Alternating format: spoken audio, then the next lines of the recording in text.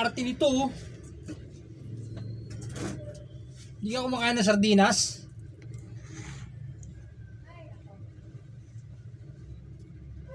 Kala mo mayaman ka. Sarap-sarap ng sardinas, di ka kumakain. Ako, pagpapalit ko sa baboy yan.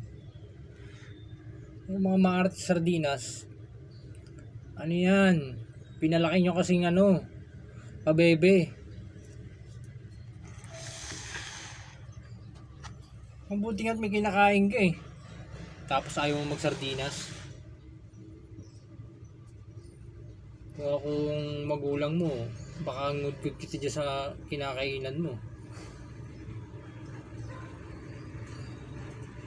Salamat tayo sa araw-araw, meron tayong kinakain.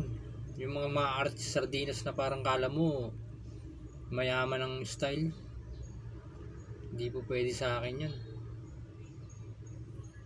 Marami nagugutom ngayon.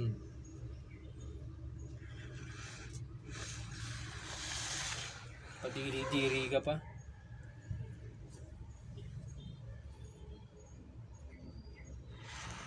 Ano mo bang yung pinaka-paborito namin mga mahihirap? Yung sardinas na yan. Tapos pandidirian mo lang. How dare you?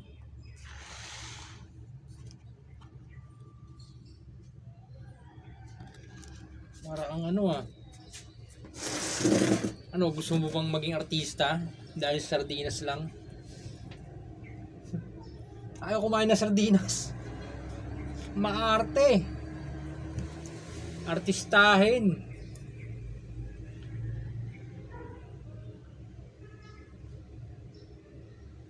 Dami-dami pwedeng iluto sardinas.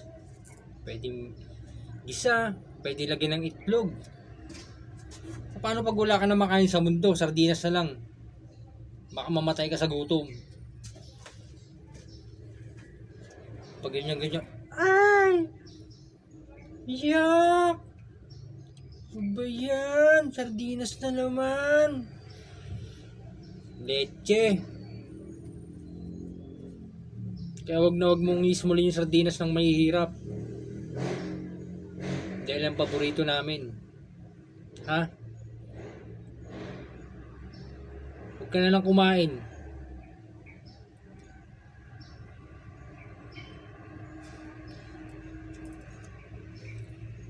Salamat nga, pinapakain ka pa ng magulang mo.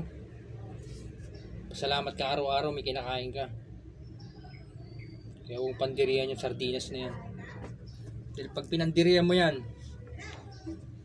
mas nakakadiri pa itsura mo.